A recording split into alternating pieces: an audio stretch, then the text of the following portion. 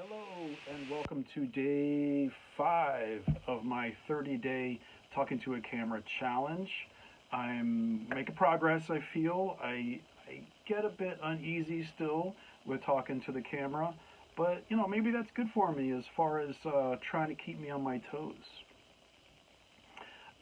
So today's topic is making mistakes in creative projects. While you're working on those, something doesn't work like you expected. Say you're working on it and what is coming out doesn't exactly fit the idea you had in your head or the image you had in your head. And sure, that's frustrating. I mean, that probably happens more often than not with me, that it looks different. Like what's on the paper, what's on the screen, just is different. And yeah, it can be stressful, frustrating, but I found that also could raise the possibility of a surprise, of a discovery of something unexpected.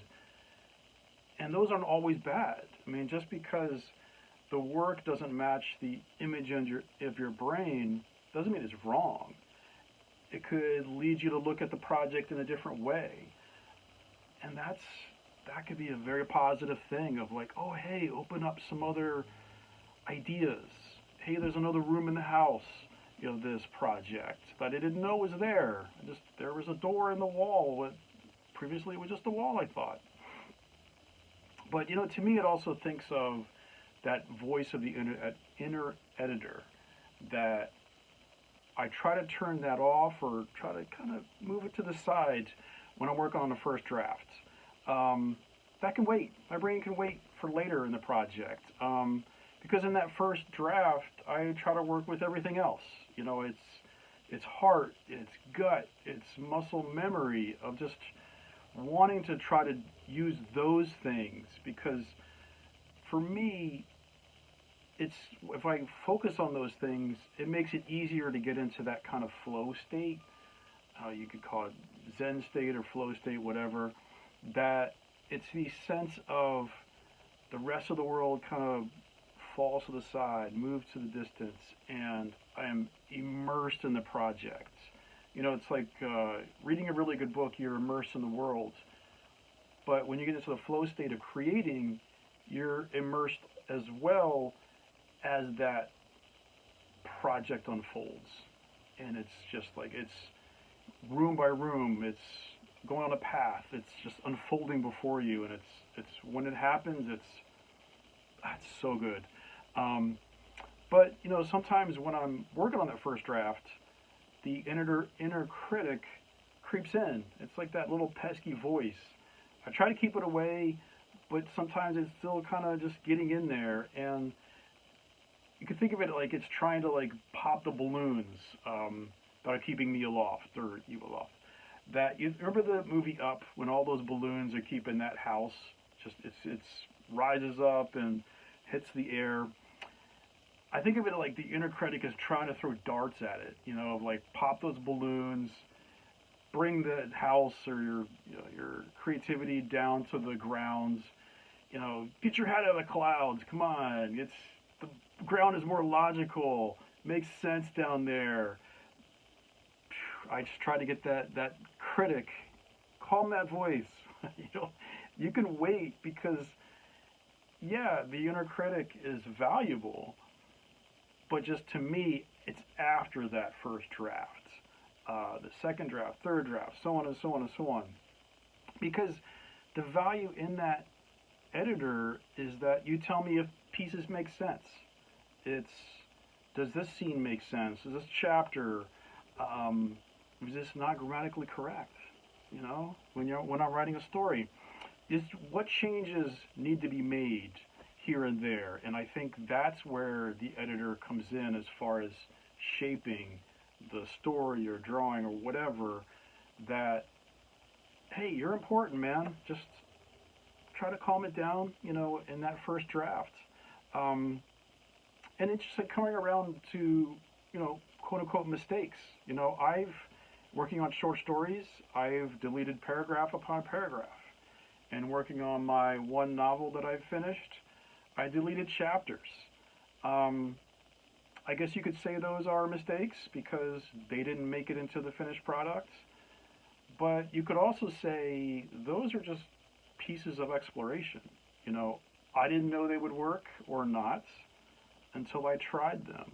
Of like, okay, here's a chapter, idea pops in my mind, write that chapter, get it out, it's on the screen, put it in there, wait until the first draft, second draft is done, revisit it, and there's that critic editor coming in and saying, let me judge it. It doesn't work. Sucks because all that work was in there, but the end result, okay, if it's going to make that finished product better, then don't have it in there. Is it okay to scratch my, I don't know, in a video, sorry. Still feeling this out here. Definitely not a professional at talking to the camera. Okay, that's the sense of what I wanted. So now let's get to the drawing.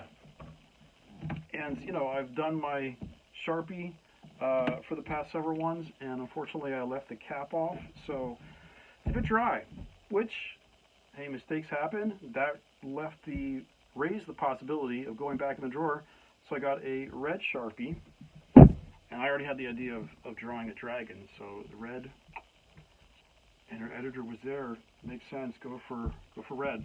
All right, so can we see it okay? All right, let's start with, this is not nearly as bold as the black coming out, but let's get the head, fierce looking dragon maybe, got a horn, some scales, some bodies coming out more, let's get some claws in there, and then the hind leg, claws down here. I have this as a long tail. How's it coming? Yeah, like I said, it's not as bold as the black one, but black marker. But we'll make do. Some fangs.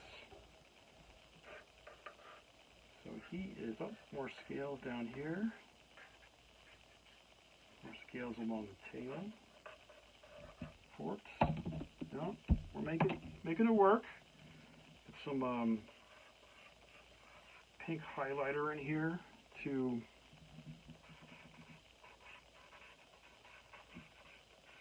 again, maybe this doesn't work great. Seeing if it does. I've never done the red Sharpie and the pink highlighter, but we'll see if it works. Maybe it does, maybe it doesn't.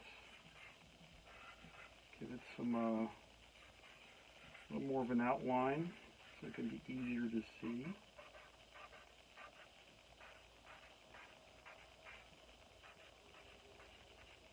Yeah, so it's a bit messy, but we got it down.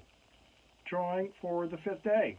So thank you again for watching. Hope you enjoyed. Hope it gave you some good food for thought, and I hope you have a wonderful day. Take care.